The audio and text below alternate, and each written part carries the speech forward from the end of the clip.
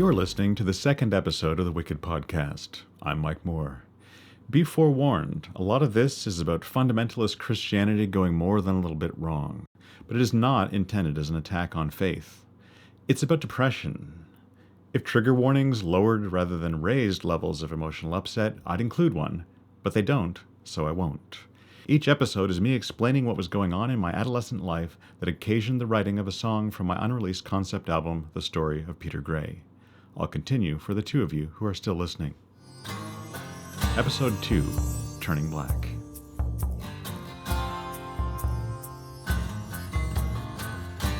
In 2021, it seems like maybe I should retitle this song, lest I be accused of Rachel Dolezal grade trans-race identification. Don't think I will, though. This second song is about being a teenager suffering depression just like my dad and mom and their parents before them. Being a teenager who attended a high school with Students' Council continually pressuring us to be positive and show school spirit, whatever the that is. Being a teenager who attended youth group with the cool, affluent, preppy Christian kids, pressuring us all to be cheerful and enthusiastic about everything that went on there. The men who had, as far as I was concerned, tactically character assassinated my father were the youth group leaders, and they would innocently ask us why Dad wasn't out at evening Bible study, and would urge me to smile, Jesus loves you. It all made me want to ram their Bible and hymn books right up the valley of Jezreel for them and see if that put a smile on my face. I spoke to a Christian social worker about these feelings once, and he predictably blamed me for even having them and has avoided being in the same room as me ever since. Christians aren't supposed to have darkness, don't you know? Jesus was a cheerful guy, right? Always telling people to smile. How did I know I had depression back in high school? Well, I'm sure much of this will be absolutely familiar to anyone who is or has ever been a teenager, but for me it was like this. I was being asked to smile, be cheerful, warm, and friendly, and above all, eager and enthusiastic a whole lot, about a whole lot of things, both at school and church. Apparently, the personality trait of extroversion has two components, assertiveness and enthusiasm. Somehow, I ended up with pretty much 100% assertiveness and 0% enthusiasm for much of anything, at least the kind of showy outward enthusiasm praised by extroverts who think it's everyone's responsibility to pretend to be just like them.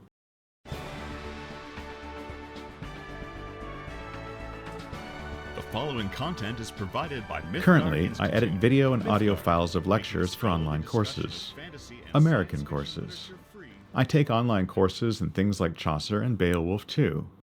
I couldn't help but notice that it seems de rigueur for Americans to start almost every public speaking engagement, sermon, talk, lecture, or speech by claiming to be terribly excited about the very prospect of doing that. Welcome to the Canterbury Tales class. I am excited to get to Chaucer's greatest work. They're not grateful or happy or pleased. They don't feel fortunate or lucky to be speaking. No, they're always claiming to be downright pants-wettingly excited. Welcome all to our research methods course. We're extremely excited about it. Good evening, everybody. Welcome to the Chaucer class and to a brand new Mythgard semester. I don't know about you, but I am very excited about this class this semester. At the start of one course, everyone was on the class discussion forum, and all of the American students were saying they just wanted to start out by just saying how excited they just were to be taking the course. My own introductory post said that being a Canadian of British descent, I could claim only to be pleased to be taking the course and had no plans to be excited about anything much that month or the next. This attracted some very outraged and borderline abusive responses for my having shot that particular sacred cow. The Beowulf lecturing professor himself, who ended up being Tom Shippey from all those Lord of the Rings DVD extras. So all these writers, I think, and I call them traumatized authors, they've all undergone severe trauma of one kind or another. They have to write their Being Scottish and educated in England, said that whenever Americans instruct him to have a nice day, he invariably responds, "Thank you, but I'm afraid I've made other plans." I grew up with dogs, so I know what puppies do when they get excited with the anticipation of something they expect to be delightful. Treats, walks, you coming home. I also grew up with cats and have a feline roommate currently, so I can tell you that cats don't act the same when they are excited about something. So in high school, and this is unchanged to this day, I feel like I'm continually being asked to get excited like a puppy who's been informed of an impending walk. frisking about, vibrating with excess energy, salivating, momentary incontinence. Well, my cat sure gets excited when I say certain words like out and supper. How I can tell he's excited is that he is suddenly utterly alert, silent, and still. He gives intense eye contact and kind of freezes in place, head, ears, and tail straight up. And if he had to leap 8 feet in the air, he's ready for that. But he's still and quiet. I think I'm more like that. And apparently not everybody correctly reads anything other than puppy-style excitement. In high school, I visibly lacked joy and excitement. This apparently made a certain sort of person really dislike me. It was like being a car with no gas, being asked to rev my engine and get ready for the race. The more I couldn't respond with enthusiasm and joy to supposedly joyful situations, the more miffed particular people got, and the more joy seemed like something utterly unattainable for someone like me, like a place I'd never visit. This was scary and depressing. Hey Redman, it's Spirit Week again, and as you know, today is Tweed Tuesday, so we sure hope you're wearing lots of tweed today. Captain Pizzazz will be going through the cap at lunchtime to count Great Spirit imaginary pep school points. Hope you're all as excited about Thursday's game as I am. Go red and white! You know what? Football games, pep rallies, cheerleaders, Spirit Weeks, and all of that, it's all American. And I'm not. Many Americans hate that stuff too. Not all Americans equate volume and shrillness with charm. But Canadian high schools have always had a really stupid habit of having statistically superior discipline, methods, and standards than the average American high school has, and yet for some reason being desperate to imitate one as much as possible. Because America is big, loud, expensive, brightly colored, artificially flavored, and constantly interesting. And Canada just isn't as cool in any way that isn't measured in Celsius. Nothing much goes on here. But I had to put up with continual American-style enthusiasm pageants all through high school. It was exhausting and depressing, literally. And the thing is, getting out of bed and into the shower, eating breakfast, and getting to school or church took more positive forward momentum than I had many days. I'd turned 16, had quickly gotten a full driver's license, as we did back then, and was allowed to drive the older of the 2 old family cars to church and school. So, if I showed up, I felt like I'd more or less driven in on fumes, and I was lucky, and they were lucky, that I'd managed to get there at all. Then suddenly, someone would be in my face shrilly demanding to know where my school spirit was as I wasn't dressed like my favorite teacher. Teacher Twin Thursday, right? Pep grade spirit imaginary school points hung in the balance. I'd come in to write a physics test I hadn't studied for, not to compete in the enthusiasm pageant I hadn't known or cared about to begin with. It was like enthusiasm was something I was continually being asked to spend, and it wasn't something I ever really had any of to begin with. You must be depressed. The wisest Students' Council excited kids and youth group perky teenagers diagnosed me on the spot. I assumed they knew what they were talking about, but it really can be a self-fulfilling prophecy, can't it? People avoid you because they think you're depressed, and that makes you sad and lonely. And there's pressure to go get medicated so you're less of a downer for Students' Council and youth group. I gradually started wearing more and more black. For some reason, it felt like me, and it made me feel safe somehow. This song is partly just about that. At first, just a pair of black sneakers, but soon I was wearing black t-shirts most days, soon with a black jacket or long-sleeve black shirt over that. It made me feel a little bit better. Eventually, I replaced many of my blue jeans with black ones. I went from wearing one thing that was black to wearing one thing that was not black most days. Are you trying to seem like a Satanist? Teens at youth group asked me disapprovingly. Bit of a bad testimony to unbelievers, don't you think? I had large, thick 80s glasses, and I'd gotten the kind that turns into sunglasses under bright sunlight. And they had a way of turning at least a bit dark under most light to really help me get that Mark David Chapman chic going.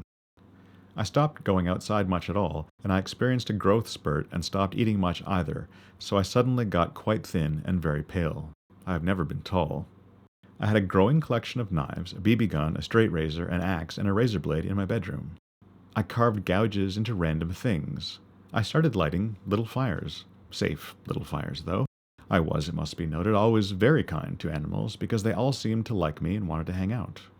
But every time some wealthy teenage girl tipped her head reproachfully to one side and whined, "Where's your school spirit? Where's your love of Jesus?" at school or youth group, I realized I wanted to kill them, or failing that, myself.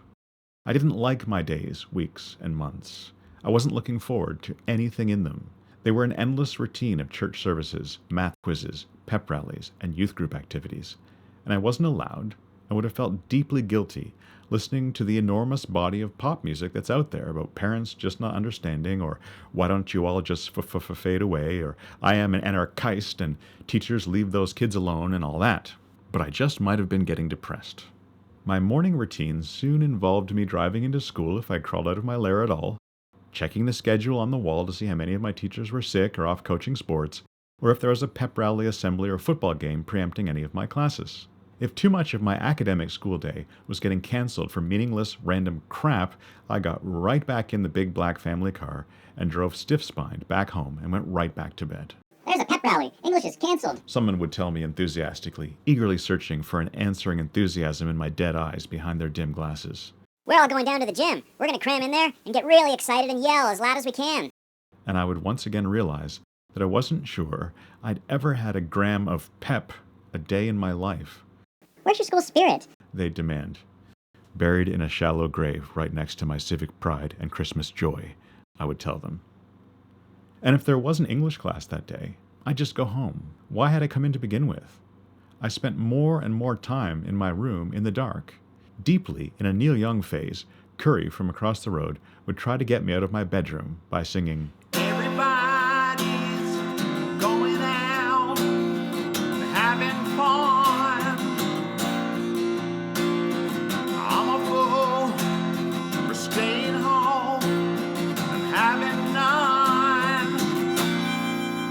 I really enjoyed singing hymns at youth group and was fascinated by people who knew enough guitar or piano theory to lead the music at a hymn sing. I ended up doing that with guitar a time or two, but my skill level was always borderline. Here's a bit of tape from 1989 at Red Pine Camp in Ontario.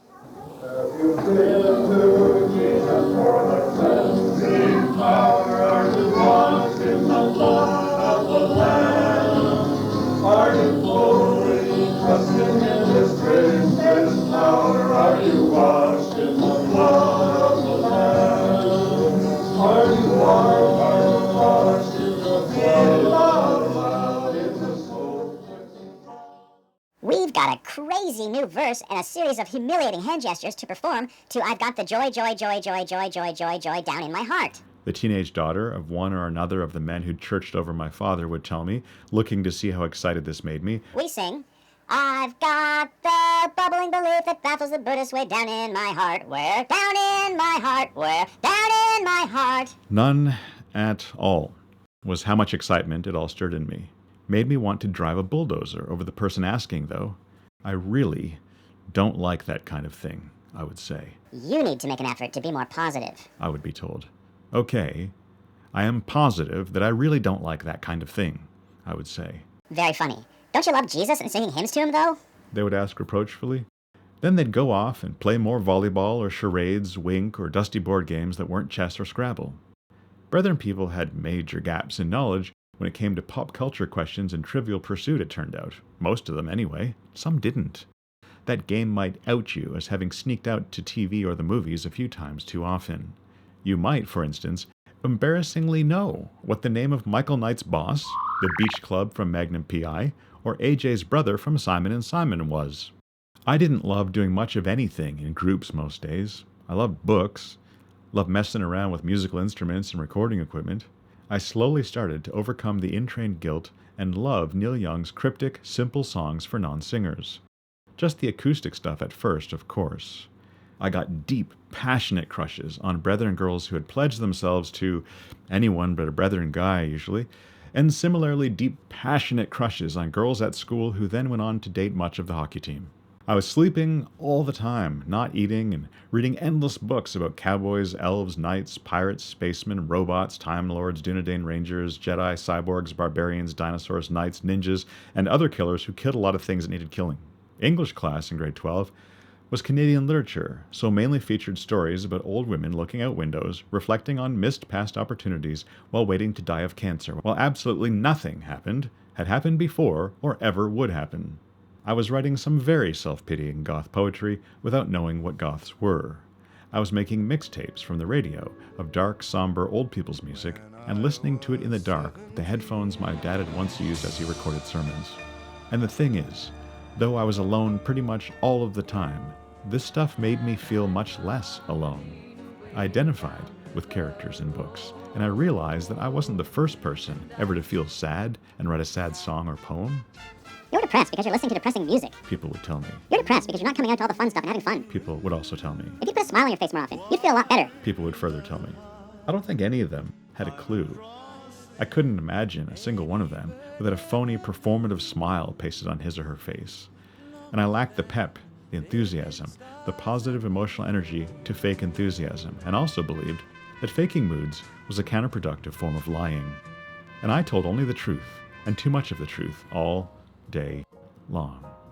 At youth group, I was bored and humiliated by sports in general. My dad was my gym teacher, which tells you about all you need to know about that. For me, sports has always been my father's boring job that he hated. I especially hated to play dodgeball in the school gym we'd rent from the school where my father worked, because it would need me to take off my glasses and then not be able to see well enough to play anyway. So I'd sit on the stage. Why aren't you playing? A mom once demanded of me. Because I really don't want to, I told her. Quite directly, but politely, I thought. But it's fun. She protested. You have to. No, it really isn't, I told her, and I don't. Come on, play. You'll like it once you give it a chance. I won't, trust me. Everyone has to play. Really?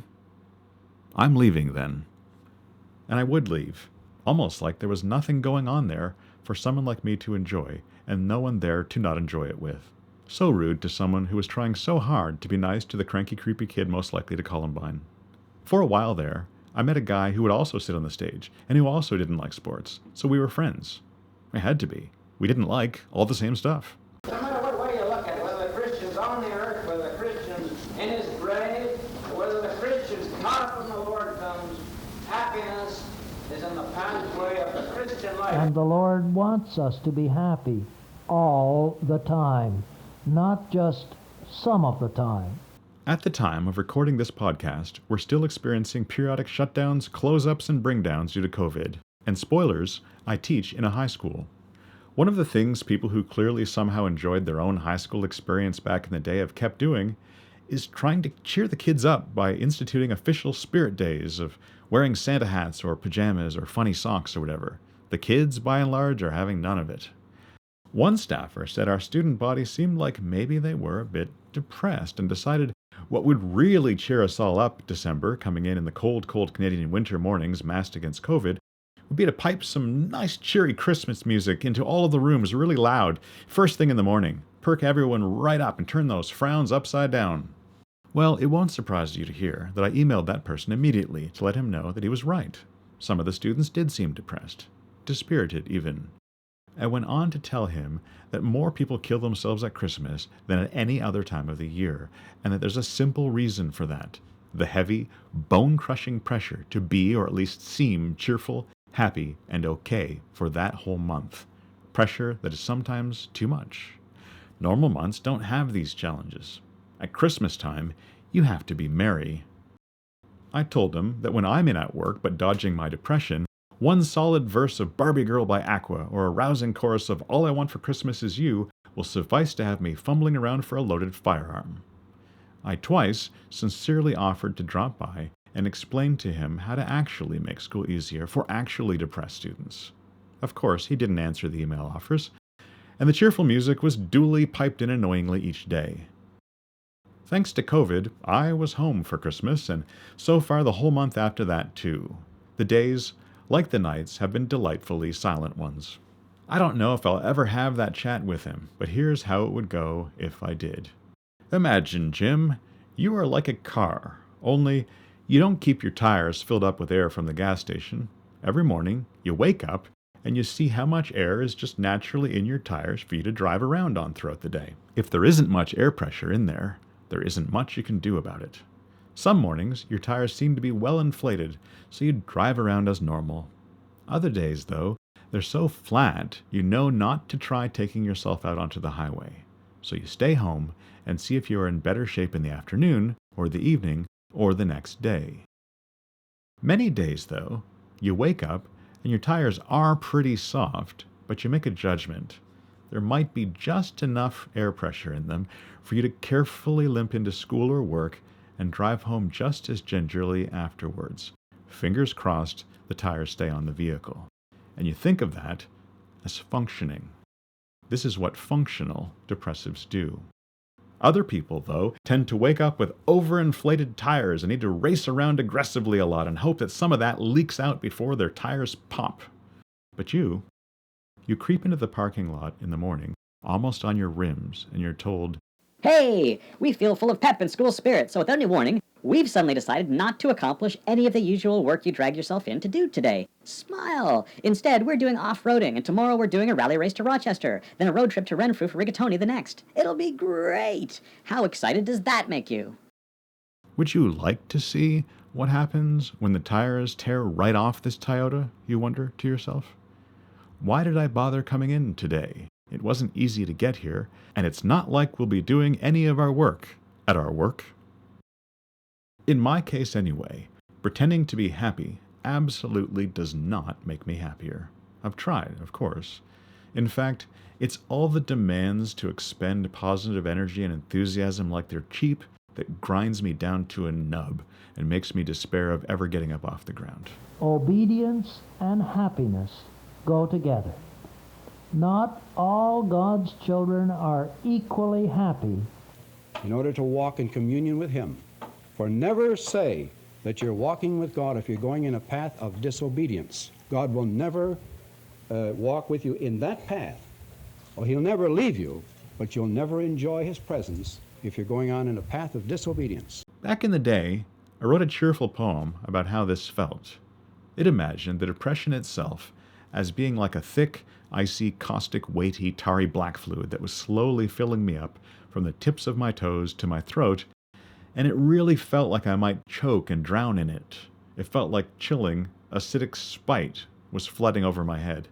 It felt like I leaked it everywhere I went, leaving black, sticky footprints and puddles behind me.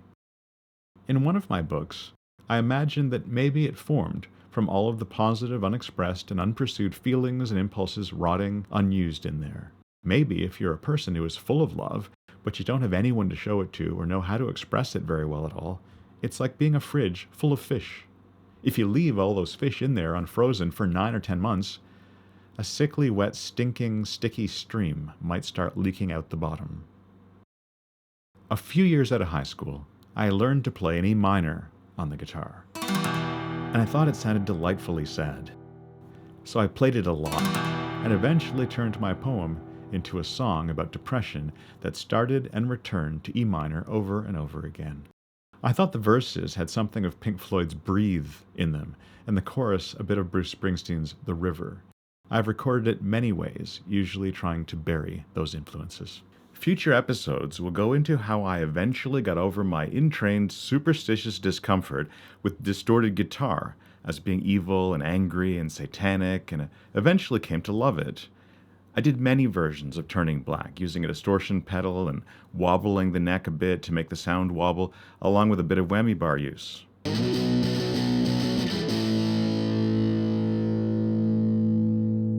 I thought my thin, scratchy distortion sound was great, but when I was in a second studio replacing the drums and the young engineer there heard I had an old tube amp at home when my uncle had found out to the trash, he had me bring it in.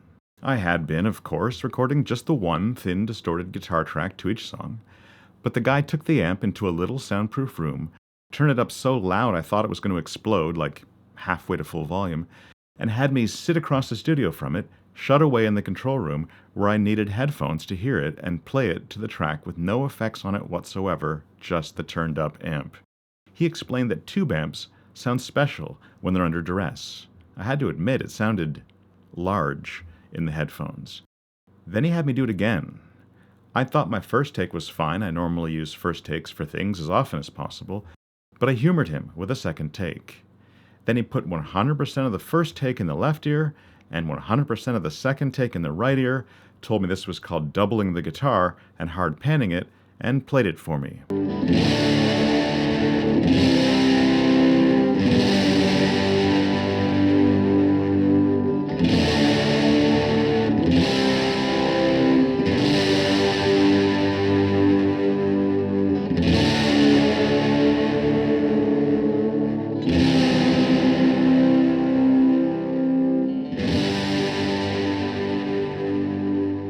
It sounded, I thought, kind of like surf crashing against a rocky shoreline, which sound I then kind of wanted for all of my songs. Less metallic steel brush bite and more fuzzy, watery roar. The version of Turning Black I'm going with now, though, isn't that version. It's one I did 100% myself, 100% in my apartment, with 0% other people making any sounds or contributions to it whatsoever. I have a kick drum, which tends to sound like this when I play it.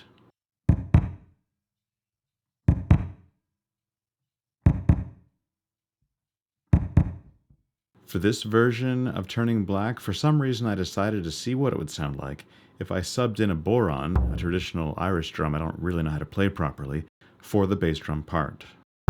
I play the snare part separately because I'm a poor drummer.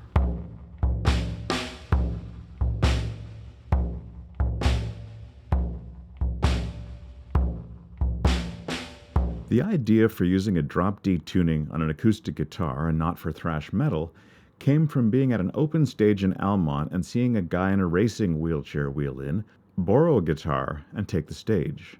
Turns out he mainly used a racing wheelchair, so it didn't get in the way of his playing guitar. He detuned the borrowed guitar to drop D,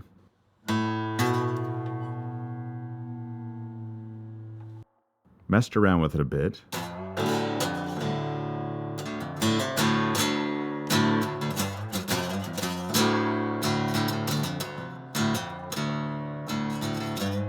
and then ripped out Man of Constant Sorrow from the movie O Brother, Where Art Thou?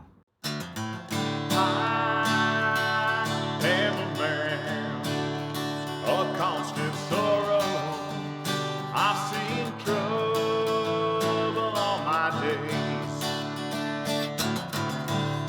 And I knew I had to try that kind of thing myself. The alternate tuning allowed him a bunch of fiddly little things that actually weren't that hard to do.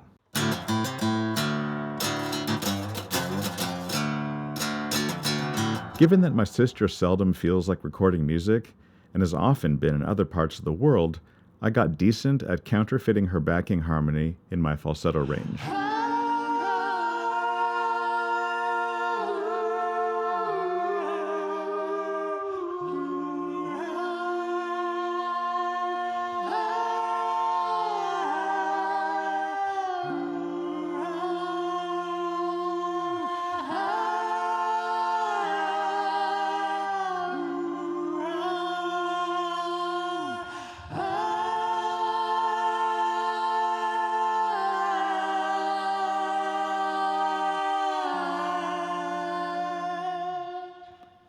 Once again, this version of Turning Black lacked the professionalism of a bunch of session players, but it involved me discovering what I sounded like a lot more than ever before.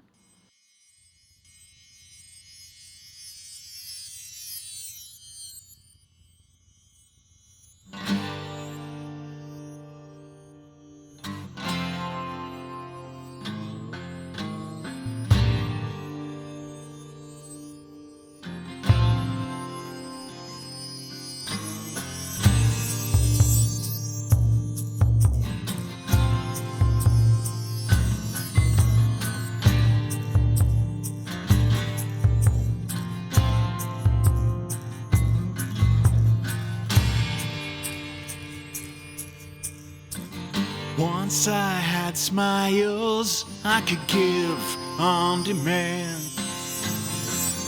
Once in my life I had power to stand. Once I had brightness of lightness, no lack. I think that now I am totally black. Sports, games, and jests are a plague to my soul. Nothing in all that can one smile unroll. Here, take your ball, and here too is your burn. I feel too heavy to do all of that. 'Cause I'm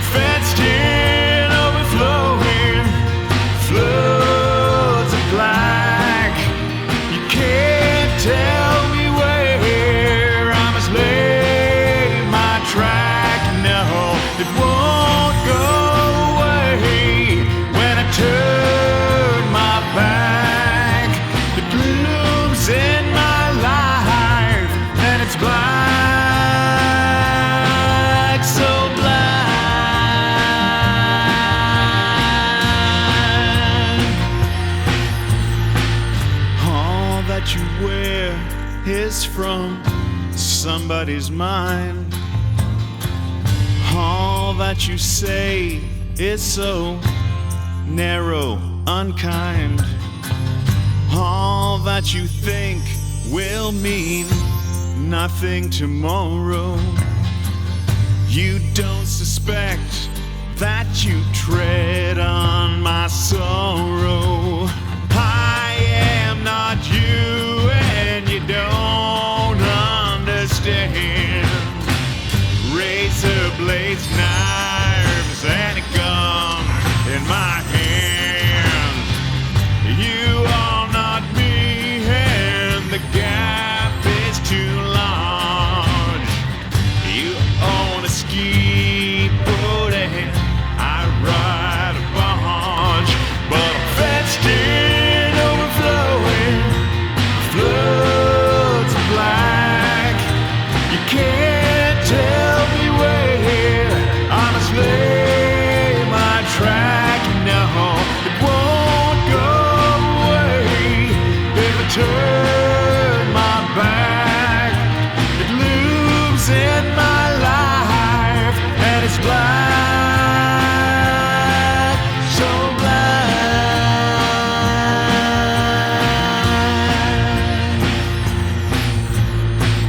Notes let it out where the violence once served.